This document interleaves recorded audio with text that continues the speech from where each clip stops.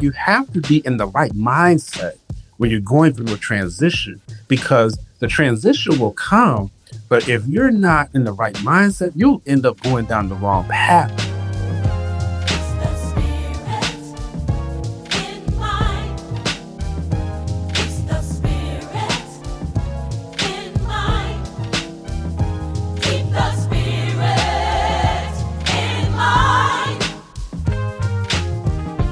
Welcome to the Spirit in Mind broadcast with your hosts, Bishop C. Guy Robinson and Dr. Jonathan Shepherd, where we explore faith and mental health perspectives on current affairs. Let's get into today's discussion with the Spirit in Mind. Hello, everyone, and welcome to Spirit in Mind, where we discuss current affairs with faith and mental health perspectives. I'm Bishop Guy Robinson, and I am so excited about the time that we're going to share together today. Also grateful to have this time with my colleague and co-host, Dr. Jonathan Shepherd. Great day, Dr. Shepherd. Hey, great day to you, Bishop. How are you doing, sir? Doing well, dealing with these transitions. We talk about that in a minute, huh? How about you? Absolutely. Yeah, transitions are real, and we are seeing them every day. All is well. It's been a wonderful week. So many of you all have reached out, had so many positive comments from last week, Bishop, as we return back to our season series of transitions. And so many of you all were thankful that we were back here. Thank you for those nice words. And we appreciate you. Please reach out to us through our social media pages. You can look up Bishop C. Guy Robinson. He has some wonderful material that you can go and purchase. He is an author, critical collaborations, and working on other books and articles that you can read and use in your library resource. You can also find him as he is the pastor of Tabernacle Church over there on 2100 West Baltimore Street in Baltimore City. And so you can go hear a wonderful service and sermon and be a part of them. And then you can follow me. You can follow me on my social media pages. You can look me up. Website is up, drjonathanshepherd.com. You can go to my Facebook, Instagram, or to my YouTube pages. If you're in need of direct care services, you can reach out to me for DC and or Maryland. Reach out to me and let me know if you're in need of direct care services, and I'll do my best to link you up. Absolutely, Spirit in Mind family. We thank you for checking in and for staying connected and for joining us again. We want to pick up right where into the subject we've been discussing about transitions, and said previously that the scriptures say that to everything there is a purpose, in the time and the season, to everything, every purpose under the heavens. And hymn writer said, time is filled with swift transition. The philosopher Heraclitus said, change is the only constant. So we're always adjusting. And even now, we're in a season of transition. Seasons are changing. Storms are rising, even as different fronts are dealing with the changes in the atmosphere and those kinds of things. And so life has its changes, and it takes us through those. Careers are changing for some of us, and relationships are changing. And what is important that how we cope with these changes, how we handle them, how we deal with them, how we navigate through them. That's what we want to talk about. So Dr. Shepherd is going to open us up a little bit further into this discussion about dealing with the transitions we face in life.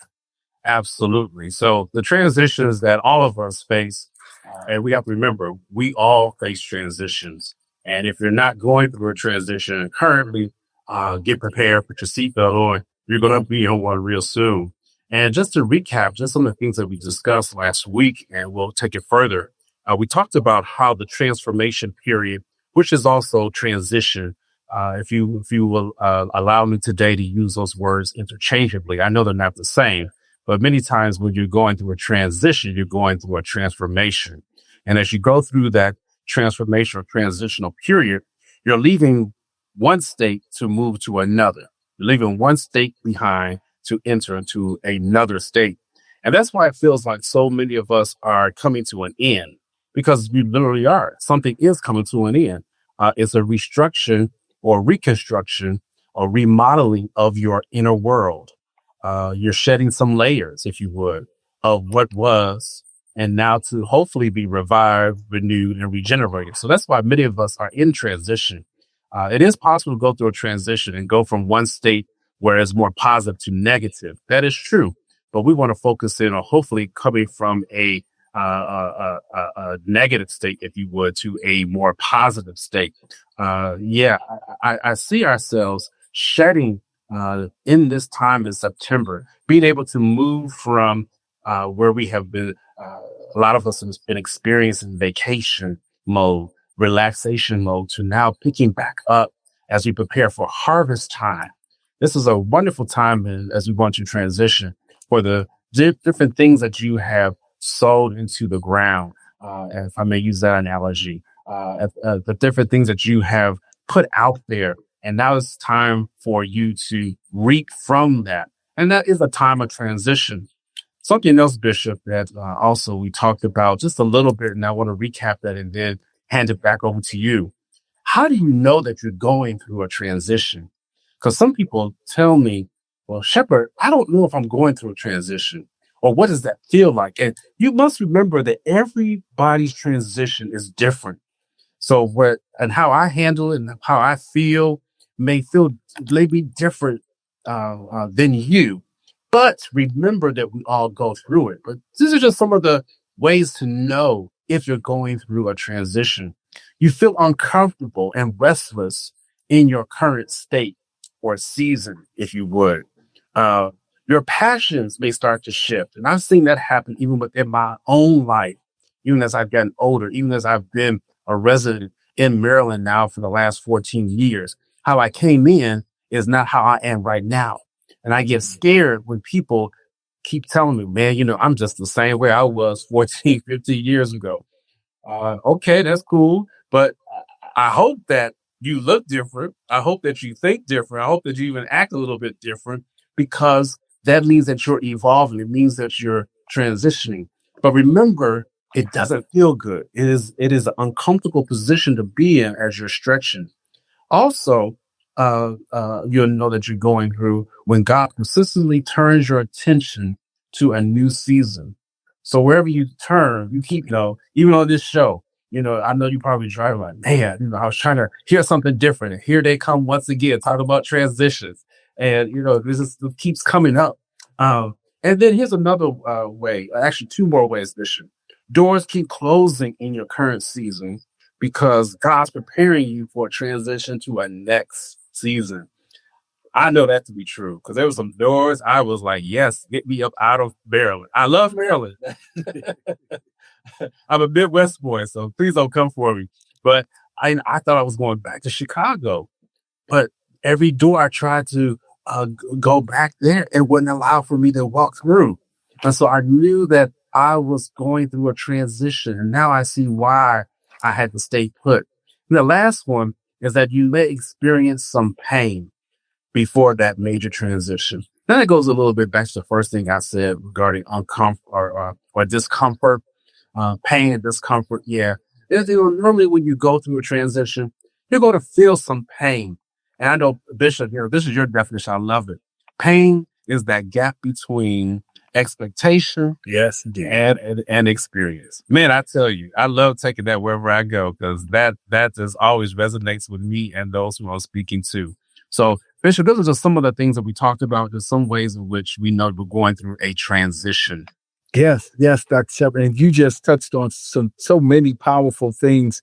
One of them is being, again, transitions that even when they're progressive, even when they're headed somewhere that is advantageous to us, can still send us through some changes that may not feel good to us in the process, that may push us out of our comfort zone. And so just because we're being pushed out of our comfort zone does not mean that the change is not headed someplace better. And as you said, that was so powerful. And I was reminded of Paul, who said in 1 Corinthians, he said, a wide and effective door to be effective in the work of ministry has been opened to me, and there are many adversaries. Oh my goodness. There's opportunity and adversity in the same direction, but it's taking me somewhere where there's a wide and effective door. God is enlarging my territory and enlarging your opportunities to move forward in purpose and destiny. But there's a letting go of what we used to have that's familiar, and there's a coming into a new form of adversity. But in the midst of it, there's opportunity and growth. And so much, it seems to me, Dr. Shepard, that so much of our success depends on our perspective. Wow. And which one we tend to focus on. If I'm going to focus on the adversity, I may stay in my comfort zone. Right. But if I focus on the opportunity, that's not to be in denial of the adversity. I know the adversity is there. That's what Paul just said. He said, yeah, there's adversity, but there's also, look at the wide door. Look at the doors that God is opening. Look at what I'm coming into. And if I focus on that, even as I address and cope with the adversities and overcome the adversities, but the way I overcome is by focusing on this opportunity that has been presented to me. So I have to become a good steward of the opportunity and not let the adversity so trigger my anxieties that I am debilitated from moving forward. Yeah, that's because it's the right direction, but it's got some situations I got to deal with. Man, That's Bishop. That tension right there is real. You know, I know they'll come on here saying stuff like this, but I've been working on a sermon topic, if you would, the price of transition. Yeah. You know, and you just really touched on it. You know, the price of transition, because when you look at it, it's three things that have to happen. You have to change your company, change your defaults, and change your address. I mean, those things, you know, those are 3 points. So I'll stop right there. But I tell you, Bishop, and that's good. You got preachers listening. But I tell you, Bishop, you were just saying something, because, and I'll just again use myself personally, with the job opportunity that was presented to me over the last year. I had to recognize that it was time for a transition in my professional life. And, you know, I easily could have stayed where I was. I was satisfied. I was happy. But there was room for me to grow, and I felt it.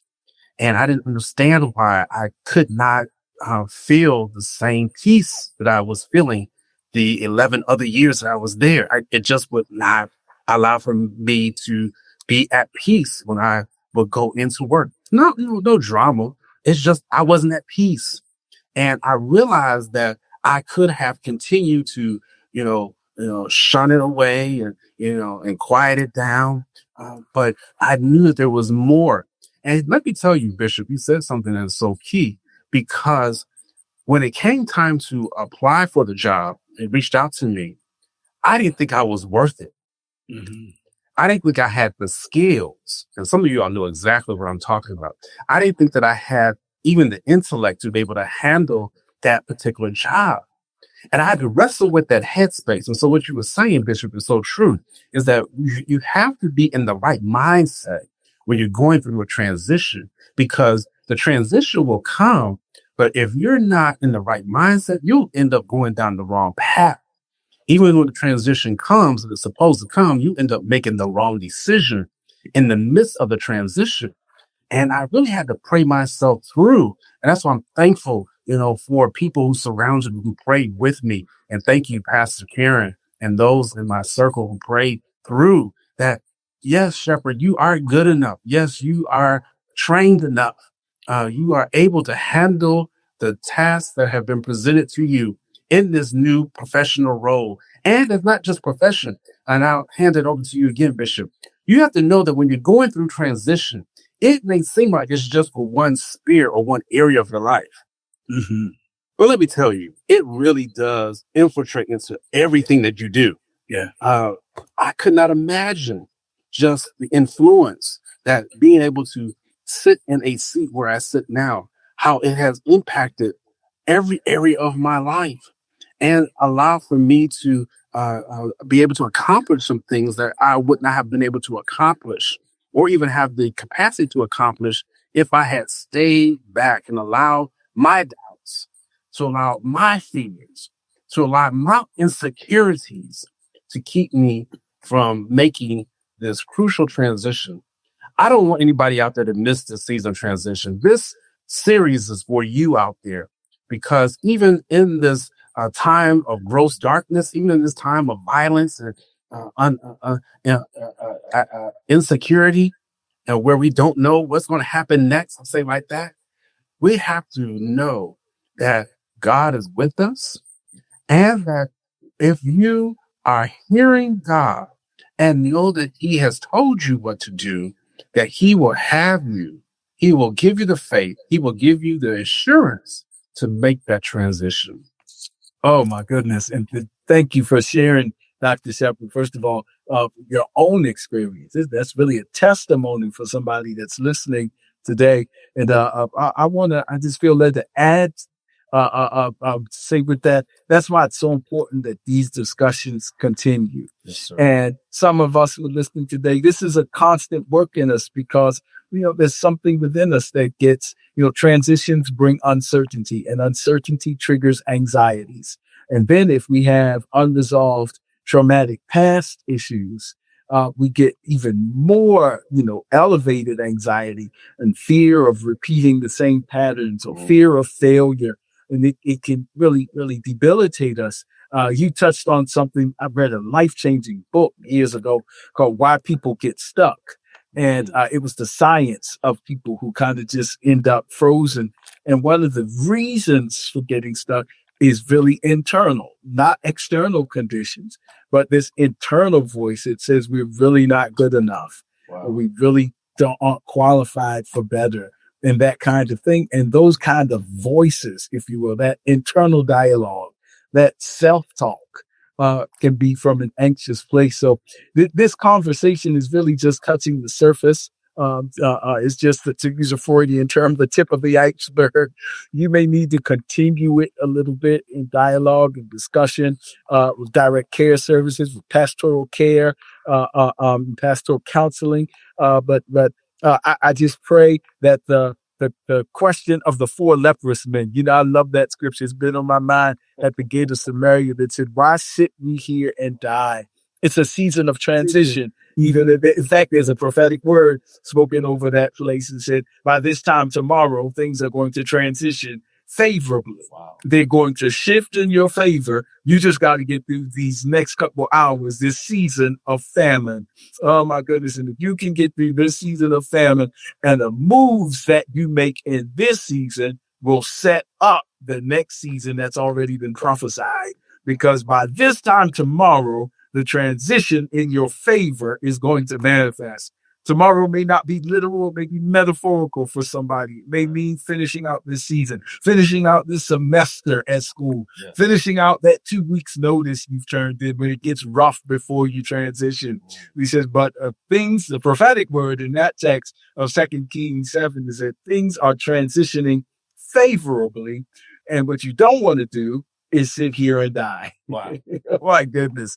So that's just so important. I hope that helps somebody. I know I may be talking to myself because all of us are going through different transitions, but I'll end with this, Dr. Shepard, because back to you. But that's why it's so important that we look at transitions through the lens of faith.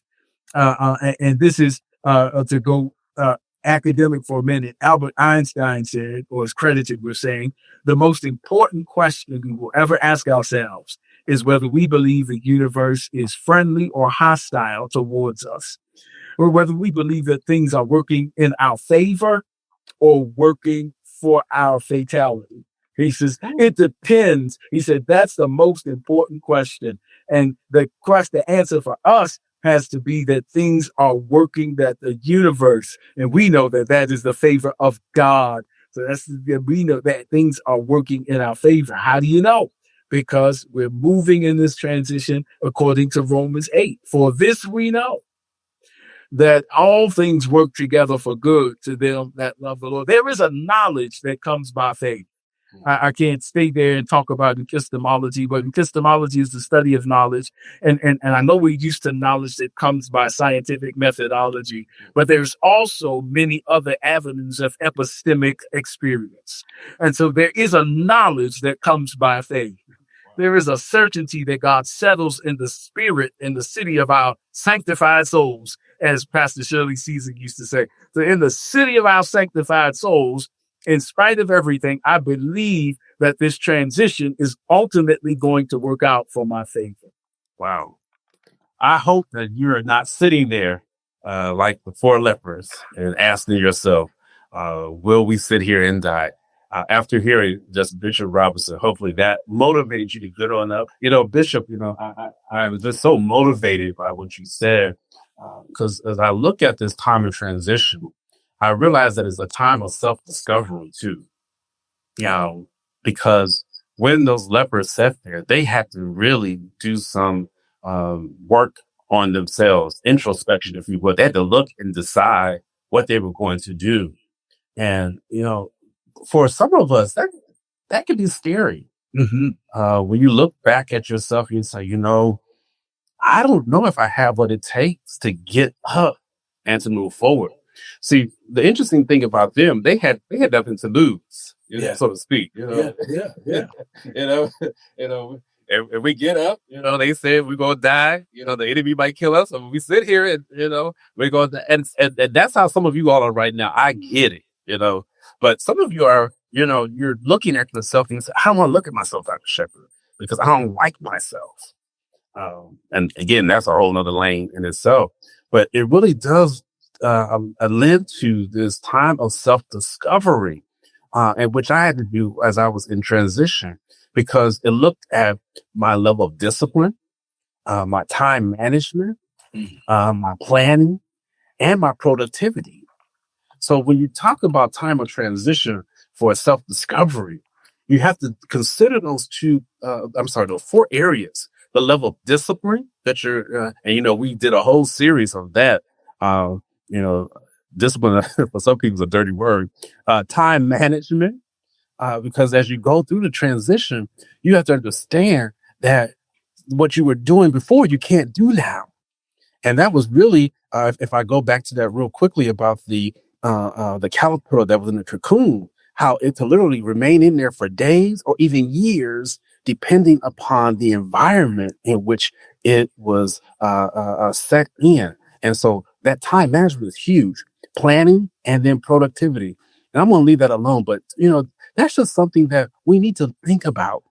We like transitions sometimes because we want to get out of where we are, but those things have to be taken into account when you're going through transition: discipline, time management, planning, and productivity. Wow. Transitioning, planning, productivity. My goodness. And it's so important that we see that under the umbrella and through the lens of faith, not denial. Again, Paul said, a wide door has been opened. There is opportunity and there is adversity. Lord, please don't let the adversity, my fears about the adversity, cause me to miss the opportunity. That's and we've been tagging that back and forth with the lepers and said, why sit here and die? That desperation. Sometimes God will allow our circumstances to get us in a desperate place to feed our faith. Yes, sir. So, oh my goodness, that's a faith position. Said, I would rather this end with me transitioning by faith than in stagnation.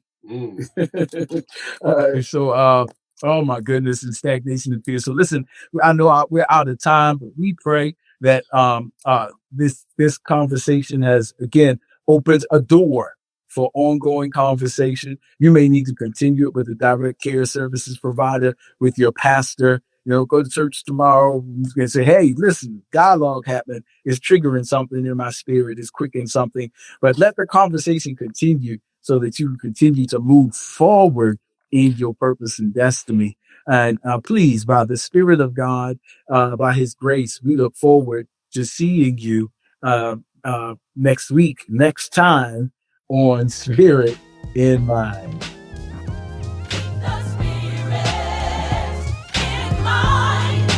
Don't forget to follow us on social media. We're on Facebook at Spirit in Mind, and we're also on Instagram at Spirit in Mind Live. Join us next time for a new episode of Spirit